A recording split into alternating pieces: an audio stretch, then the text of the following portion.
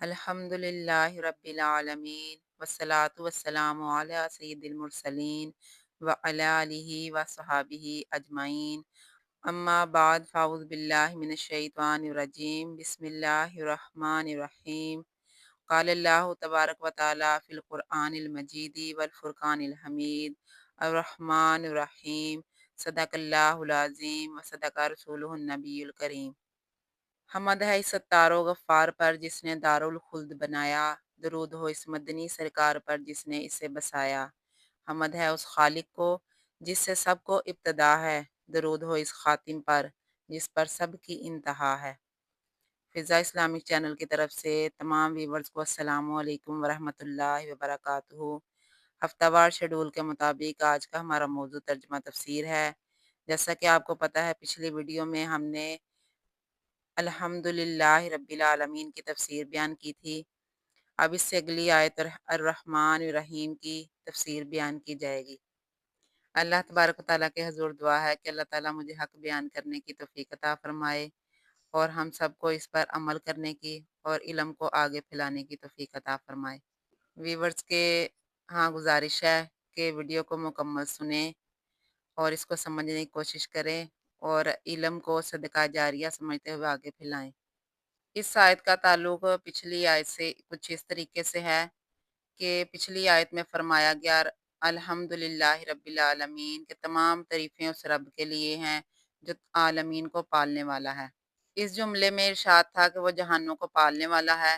احتمال یہ تھا کہ شاید وہ اس پالنے پر مجبور ہے، یعنی اس کو پالنا پڑتا ہے، جیسا کہ بادشاہ اپنے ملازمین کو پالتا ہے، مگر وہ اس پالنے پر مجبور ہے کہ اگر نہ پالے تو اس کی سلطنت قائم نہ رہ سکتی۔ یا کوئی شخص اپنے گھر میں جانور وغیرہ کو مجبوراً پالتا ہے کیونکہ وہ جانتا ہے کہ نہ پالوں گا تو میرے کام بند ہو جائیں گے، تو اس جگہ فرمایا گیا کہ وہ عالمین کو پالنے پر مجبور نہیں، محض رحمت سے پالتا ہے۔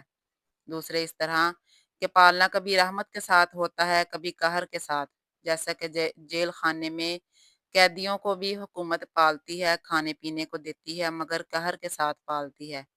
لیکن یہاں فرمایا کہ پالتا تو ہے مگر رحمت کے ساتھ۔ تیسرے اس طرح کہ حمد کا رحمت کے ساتھ خاص تعلق ہے، جو خدا کی حمد کرتا ہے رحمت ضرور پاتا ہے۔ حضرت آدم علیہ السلام کو پیدا ہوتے ہی چھینک آئی تو کہا الحمدللہ، فوراً ملائکہ کی طرف سے جواب ملا یرحمک اللہ۔ وہی سنت آج بھی جاری ہے۔ الرحمن الرحیم، لفظ رحمان اور رحیم رحم سے بنا ہے اور رحم کے معنی ہے دل کا نرم ہونا اور کسی پر مہربانی کرنا۔ عورت کی بچہ دانی کو اس لیے رحم کہتے ہیں کہ وہ اپنے پیٹ کے بچے پر بہت مہربان ہوتی ہے اور بچہ اس سے بہت انس رکھتا ہے۔ نیز جن لوگوں کا آپس میں رحمی رشتہ ہوتا ہے وہ بھی ایک دوسرے پر مہربان ہوتے ہیں، مثلاً بھائی بہن، بھتیجے بانجیاں وغیرہ، اسی لیے انہیں ذی رحم کہتے ہیں۔ مگر حق تعالیٰ چونکہ دل وغیرہ سے پاک ہے، اس لیے یہاں اس کے یہ معنی ہوں گے کہ فضل و احسان فرمانے والا۔ اب رحمان اور رحیم کے معنی میں چند طرح کا فرق ہے۔ ایک تو یہ کہ رحمان کے معنی سب پر عام رحم فرمانے والا اور رحیم کے معنی خاص خاص پر خاص رحم فرمانے والا۔ دیکھو ہوا، پانی، سورج کی روشنی وغیرہ بلا فرق سب کو عطا فرمائی، یہ رحمانیت کی جلوہ گری ہے۔ لیکن حکومت، دولت، ولایت، نبوت یہ سب کو نہ دیے بلکہ خاص خاص کو دیے، ان میں رحیم کے معنی کا ظہور ہے۔ دوسرے یہ کہ دنیا میں دوست اور دشمن، مسلمان اور کافر سب کو اپنی رحمتوں سے نواز ڈالا، یہاں صفت رحمان کا ظہور ہے، مگر آخرت میں خاص خاص مسلمانوں پر رحم اور دشمنوں پر قہر ہوگا تو وہاں صفت رحیم کا ظہور ہوگا۔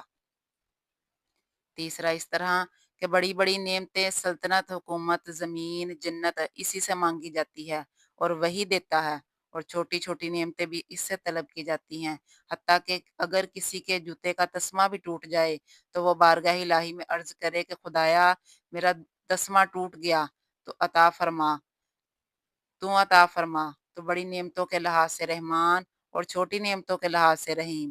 اس میں اس طرف اشارہ ہے کہ اگر بڑے بادشاہ سے چھوٹی چیز مانگی جائے تو اس کو ناگوار ہوتی ہے کہ اس میں میری توہین ہوگی، اگر معمولی مالدار سے بڑی چیز مانگی جائے تو وہ اس کے دینے سے عاجز ہوتا ہے۔ یہ رب تعالیٰ ہی کی شان ہے کہ وہ چھوٹی بڑی ہر چیز عطا فرماتا ہے اور کسی چیز کے مانگنے پر ناراض نہیں ہوتا۔ چوتھا فرق یہ ہے کہ حق تعالیٰ نے بعض نعمتیں بالواسطہ اور بعض نعمتیں بلا واسطہ عطا فرمائی ہیں۔ دیکھو ہم کو جان ملی بغیر ماں باپ کے وسیلے سے، مگر جسم اور جسم کی ضروریات ماں باپ اور دوسرے بندوں کے واسطے سے ملی۔ اسی طرح پانی، ہوا، دھوپ اور چاندنی وغیرہ بغیر کسی واسطے سے عطا فرمائی گئی، لیکن غذا، دوا، لباس وغیرہ بندوں کے واسطے سے عطا فرمایا۔ تو بالواسطہ نعمتوں کے لحاظ سے اس کو رحمان اور بالواسطہ کے لحاظ سے رحیم کہا جاتا ہے۔ پانچواں فرق یہ ہے کہ رب تعالیٰ نے بعض نعمتیں ہمیشہ کے لیے عطا فرمائی، جیسے جان اور ایمان، عبادات اور نیکیاں، آخرت کی نعمتیں، اور بعض نعمتیں عارضی ہیں جو چند روز کے لیے عطا فرمائی گئیں، بعد میں ہمارے پاس نہ رہیں گی، جیسے کہ دنیوی زندگی کی ضروریات وغیرہ پہلی نعمتوں کے لحاظ سے اس کا نام رحمان اور دوسری نعمتوں کے لحاظ سے رحیم پڑا۔ حق تعالیٰ نے بسم اللہ میں اپنی صفتوں کو بیان فرمایا، اس لیے کہ اللہ کے نام میں ہیبت تھی اور رحمان اور رحیم میں رحمت۔ ایک عجیب حقائق ہے کہ ایک سائل ایک بہت بڑے مالدار کے عظیم الشان دروازے پر آیا اور کچھ سوال کیا۔ مکان میں سے معمولی سی چیز آئی، فقیر نے لے لی اور چلا گیا۔ دوسرے دن ایک بہت مضبوط پھاوڑا لے کر آیا اور دروازہ کھودنے لگا۔ مالک نے پوچھا یہ کیا کرتا ہے؟ فقیر نے کہا یا تو عطا کو دروازے کے لائق کر یا دروازہ عطا کے لائق کر، یعنی جب دروازہ اتنا بڑا بنایا ہے تو ضروری ہے کہ بڑے دروازے سے بڑی ہی بھیک ملے، کیونکہ عطا دروازے اور نام کے لائق ہونی چاہیے۔ ہم فقیر گناہ گار بندے بھی عرض کرتے ہیں مولا ہم کو ہمارے لائق نہ دے بلکہ اپنے جود و سخا کے لائق دے۔ بے شک ہم گناہ گار ہیں لیکن تیری غفاری ہماری گناہ گاری سے بڑی ہے۔ تفسیر کبیر میں ہے، حضرت ذوالنون مصری رحمۃ اللہ علیہ فرماتے ہیں کہ ایک دن میں دریائے نیل کے کنارے جا رہا تھا کہ میں نے دیکھا کہ ایک بچھو بھاگا ہوا دریا کی طرف آ رہا ہے۔ جب وہ دریا کے کنارے پہنچا تو فوراً ایک کچھوا کنارے آ لگا۔ وہ بچھو اس پر سوار ہوا اور کچھوا اس کو لے کر دوسرے کنارے کی طرف چل دیا۔ مجھے شوق ہوا کہ دیکھوں یہ بچھو کو کہاں لے جا رہا ہے۔ کشتی میں بیٹھ کر اس کے پیچھے ہو لیا۔ بچھو اس طرف پہنچ کر اترا اور دوڑ کر آگے چل دیا۔ میں بھی اس کے پیچھے پیچھے ہو لیا۔ کچھ دور جا کر دیکھا ایک نوجوان شخص ہے اور اس کے قریب ایک زہریلا سانپ ہے جو اس کو کاٹنا چاہتا ہے۔ اس بچھو نے سانپ پر حملہ کیا اور سانپ نے بچھو پر۔ یہ دونوں ایک دوسرے کے زہر سے مر گئے اور وہ جوان بچ گیا۔ ہم بھی دن میں بظاہر اپنی حفاظت خود کرتے ہیں، لیکن رات کو سونے کی حالت میں ہماری حفاظت خدا کے سوا کون کرتا ہے؟ بہت سی مصیبتیں وہ ہیں جو ہماری ظاہری کوشش سے دفع ہوتی ہیں اور بہت سی وہ آفتیں ہیں جن سے ہم کو حق تعالیٰ ہی بچاتا ہے۔ وہ اس کی رحمانیت کا ظہور ہے اور یہ اس کی رحیمی کی جلوہ گری۔ مشرکین کا عقیدہ تھا کہ بڑی بڑی نعمتیں رب دیتا ہے اور چھوٹی چھوٹی نعمتیں بت دیتے ہیں۔ اس عقیدے کی بھی یہاں تردید ہو گئی کہ وہ رحمان بھی ہے اور رحیم بھی، یعنی چھوٹی بڑی تمام نعمتیں وہی عطا کرتا ہے۔ یہاں پر چند اعتراض کرنے والے کہتے ہیں کہ بسم اللہ میں یہ دو لفظ آ چکے تھے تو یہاں دوبارہ کیوں لائے گئے؟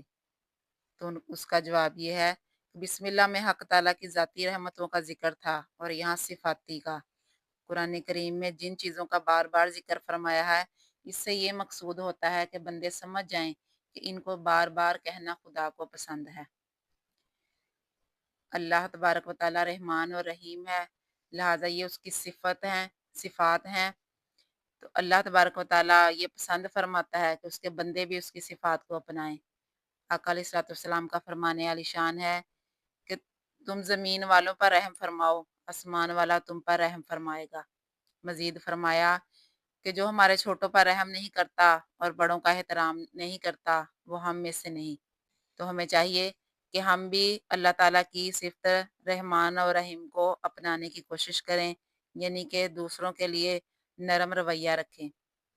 آخر میں اس شعر سے اپنی اس ویڈیو کا اختتام کروں گی کہ ہم گناہ گاروں پہ تیری مہربانی چاہیے، ہم گناہ گاروں پہ تیری مہربانی چاہیے، سب گناہ دھل جائیں گے، رحمت کا پانی چاہیے۔ وما علینا الا البلاغ المبین۔ ہمارے چینل کی پلے لسٹ کا لنک لینے کے لیے اسی ویڈیو کے ڈسکرپشن کے اندر ہماری پلے لسٹ کا لنک موجود ہے، آپ وہاں سے لے سکتے ہیں۔ اس کے اندر آپ کو تفسیر کی مزید ویڈیوز مل سکیں گی۔ خود بھی ویڈیوز سنیں اور دوسروں کو بھی شیئر کریں، علم کے اس سفر میں ہمارا ساتھ دیں۔ جزاک اللہ خیرہ۔